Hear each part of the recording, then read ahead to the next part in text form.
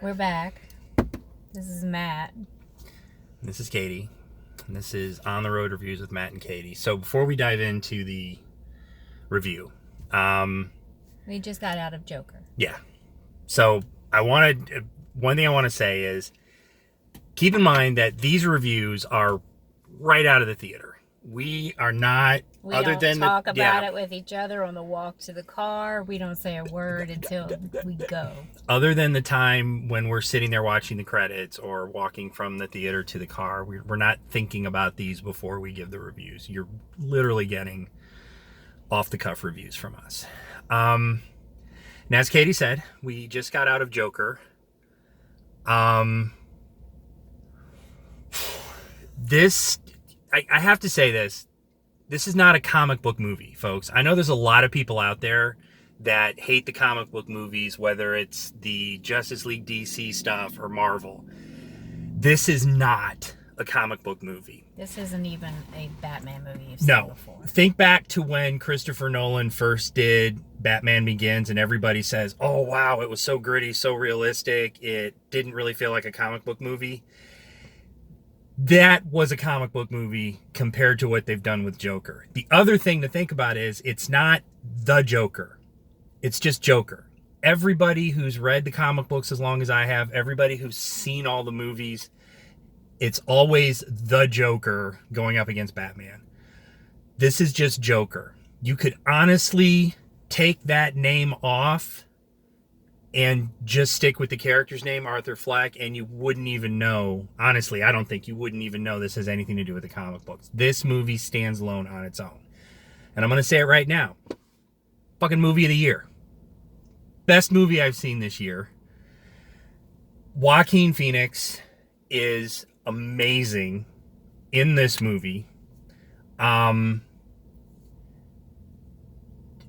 There was something that he kept doing throughout the film, and it kept making me think of a line from a song. Some people may know it. It's an 80s prog metal group, Queensryche. They have a line in that song that says, "Funny how laughter looks like crying with no tears."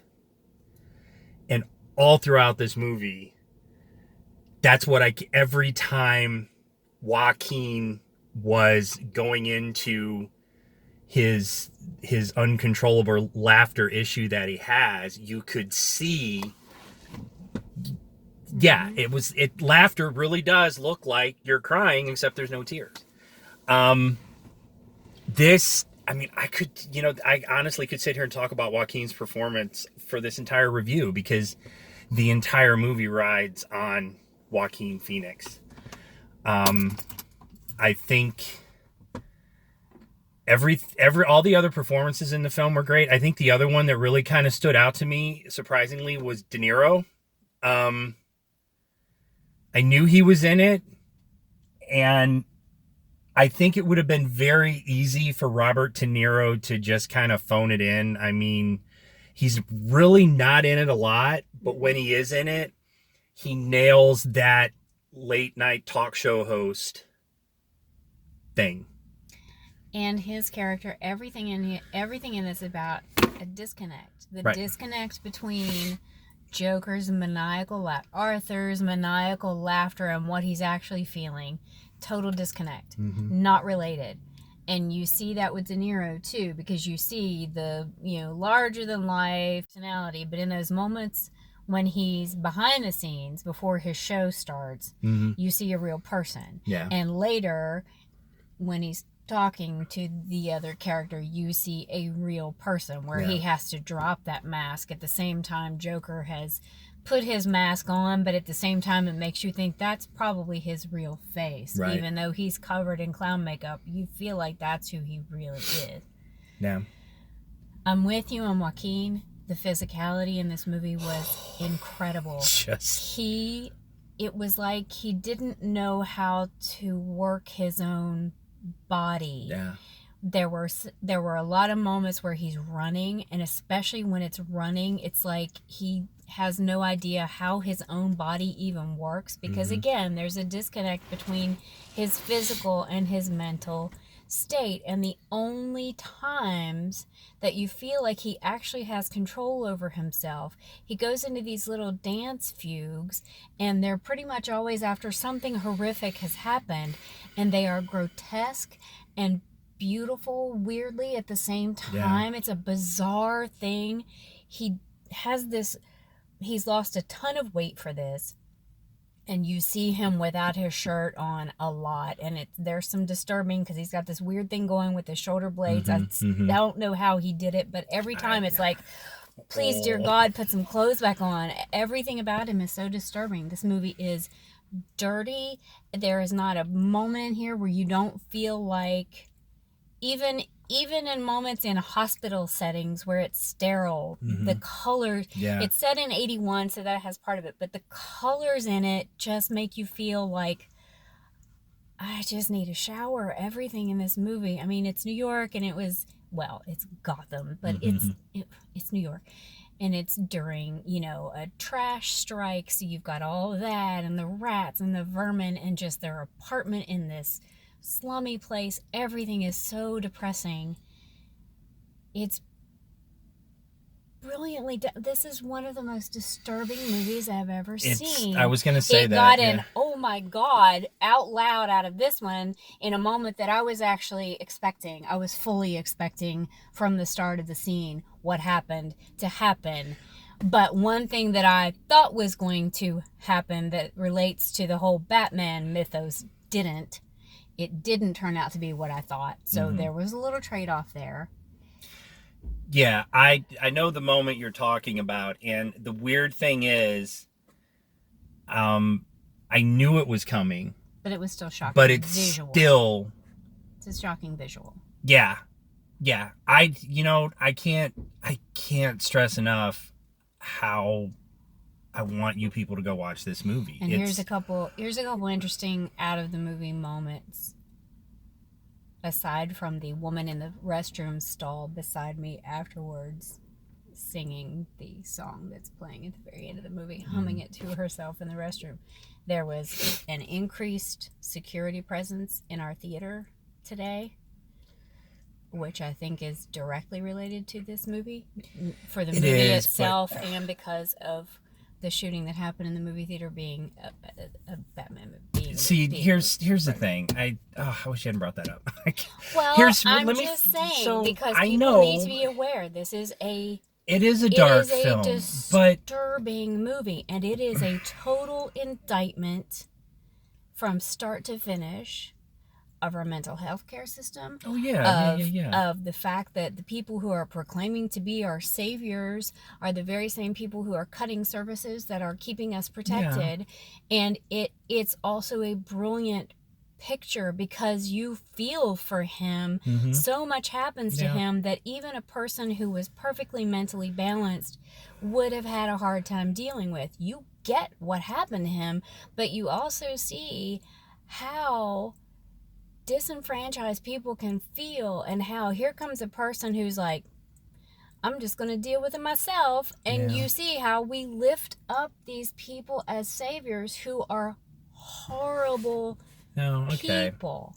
But there's something new and different, and they're we're not going to take it and take this job and shove it. That vibe, you get that. Yeah, no, I'm with you on that. My biggest thing is just how when the film first started getting buzz after the Toronto International Film Festival, it was all about the story and Joaquin's performance. And then that one interview he walked out of when the guy asked him, and I'm paraphrasing, if he felt responsible for the violence. Right.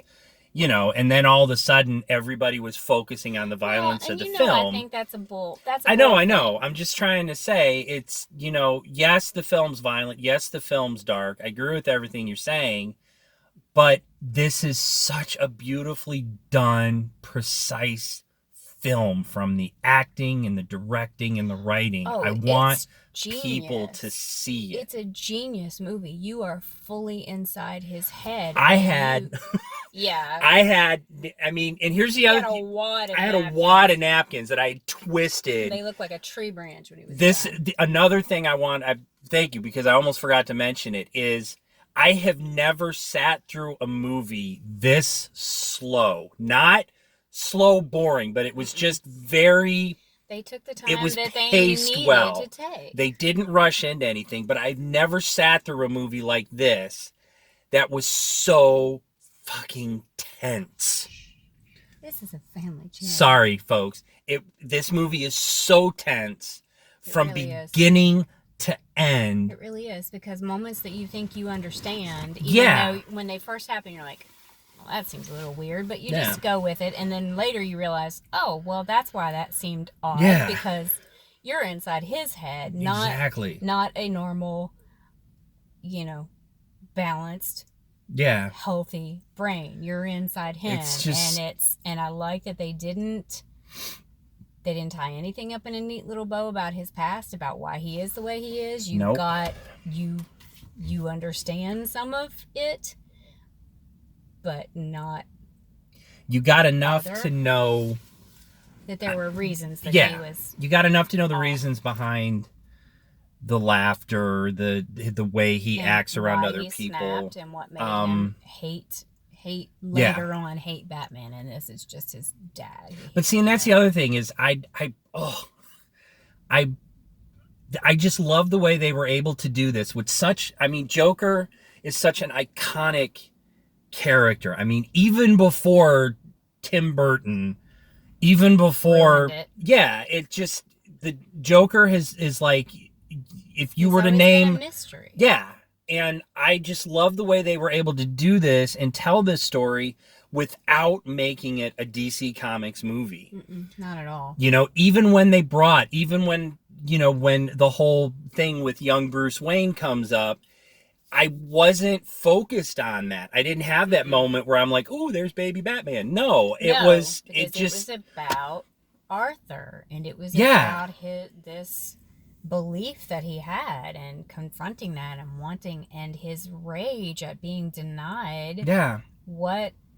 Not even, and he even, I can't really talk about it, but there's a point where he says, I don't want anything from you. He's not trying to get more than he should have. But he's absolutely right that he's not even getting baseline humanity. There's almost nobody in this whole thing who is decent to him ever through the whole thing. And there are people who live their lives that way every day, where there is not a kind word that comes toward them. And how long can you do that? And I get what you're saying about not making it about the violence, because it isn't. It is about this very specific story. But I get what people, it's the world we're living in now. I do think it's a bull argument to say, oh, this movie's going to make you violent. Not unless you already have issues. And if you already have issues, anything could be a trigger. A television commercial could be a trigger. Whoever you're worshiping as a hero can be a trigger. And this is what's bothering me about this whole argument, is because even you have drifted away from the movie itself, and you're talking about only in response to seeing more cop presence at our theater while I was watching the movie, and but that's the world that we're living in now. I get that, but this is the first time I've seen a police officer at the theater during the day. But we've been at night, and there's an armed officer, and that's that's all I'm saying, that it's more than we're normal, and it's not crazy, because I didn't really notice them until afterwards. I didn't see him until I was waiting for you to come out of the restroom, and she came out of the restroom. I think it would be irresponsible not to at least be prepared for that at this point. No, I do. But I don't want that to be the focus. The movie. I think that is probably the case with any movie with any kind of violence. If there's not increased presence during Terminator, I'm going to be ticked off, because that's going to be a hella violent movie, and it's not even, based in reality. But because this is sensitive and relevant material, it's mental health, it's gun violence, it's rich people being perceived as keeping the rest of us under a boot heel. I think I think it's valid not to blame the movie for any violence that might happen, but it is definitely a reflection of what is going on in the world right now. I get it. I just, and again, like I said, I just feel like that is where the conversation of this movie I don't think anybody seems to be I going. I think anybody who can see this movie and that's where they go and that's all they're talking about, that's just somebody that's living by an agenda. Yeah. That's not somebody that's watching this movie, because this movie was not easy to watch. It is one of the only movies we've gone to in a very, very, very long time that when the movie ended, there was dead silence for a very long time. It wasn't until the lights were pretty much fully back up that people started talking, and the people sitting right beside us did exactly what we did, where it was like, yeah, you you almost find, I mean, I don't know about you, but stop breathing in places. there was quite a few moments where I stopped breathing. It even had an edge of my seat moment, which I don't usually do unless it's a big. When Matt's into it, because all of a sudden you'll get him like this. There was a moment where I was so just Joaquin. Oh my God, he was riveting. He was so freaking and amazing. The writing in this, I mean, it would not have packed the wallop that it did without his performance. Absolutely not. Yeah. But the writing and the structure and the editing of this movie is genius. I saw yesterday where they were talking about Oscar buzz, and I totally get that now. I totally get if they don't get nods for pretty much everything across the board, including the editing, which is not one that I ever really pay too much attention to, but in this movie it was critical to how the audience perceived it and how you start to realize what's going on. Yeah. It really was brilliant. I don't know that I'll ever be able to watch it again, because it was it's not an easy watch. No. It is amazing, but it is it will take you to some dark places. I can't see myself watching it again either. But I would love to watch some behind the scenes stuff. Maybe if because there's probably some deleted or extended scenes that might be interesting to see, but I can't see myself sitting down and watching the entire movie again. This is a tough. Not for a very long time anyway. 10 years from now, maybe I'll watch it again. But it's definitely one where once you've seen it, I'm gonna have to be in the mood, that specific mood, to be able to be able. Yeah, and if you're in that specific mood, you also need to be going to see a therapist. Every now and then you're in the mood to watch, I don't know, Sophie's Choice again, Schindler's List. Those aren't easy to watch, but every now and then you're like, I'm kind of in that. So this is it's intense, it's dark, it's not an action movie. This is again, I cannot stress enough, people, this is not a comic book movie. No, it just happens to is very have realistic. It is closer to Taxi Driver exactly than to Thank you. It does have that. But it makes far more sense to me than Taxi Driver did. I've watched Taxi Driver several times, and I'm still like, I don't. It has that. It's you mentioned Taxi Driver. It has that slow build up. Yeah, where you're just watching somebody. You're watching somebody build up to fall. Descent. And it's oh my God! It is excellent. This movie, film of the year so far for me. Unreservedly recommended for sure. Go see this movie. Be prepared for nothing lighthearted anywhere, not a moment. I would say if you can go see it on a Friday night or a Saturday where you don't have to work the next morning, do that. But it is funny to me that though so much of it seemed to be about rich against poor kind of thing, but it is an equalizer, because the first pack of men that you see that are predatory are definitely from Arthur's neighborhood, and the next pack that you see are straight off of Wall Street. So there is no the moral of this story is mobs of dudes hanging out together are bad news. Just find another way home. All right, we gotta go get some grocery shopping. We gotta get some and I'm burning up. We also gotta get gas. So Joker, just excellent. Go see it. Exceptional. As always, if you like what you see here, please click like, subscribe to our channel. I know a lot of folks are subscribing to the Facebook page, which we appreciate, but we also want you to get those subscriptions on the YouTube channel as well. And if you like I said, if you like what you see here, click like, click the little bell so you can get notifications. Share it with your friends. Share it with everybody. Get us out there, man. Come on. We love doing this. Look how cute he is. Look how cute she is. Look at how sexy she is, man. I know that's why you guys come and watch this. Come on. So yeah, Joker, friggin' excellent movie. Yes. Not easy to watch, but I think it's well worth a watch. Absolutely. And it is fully worth the price of admission. Yeah.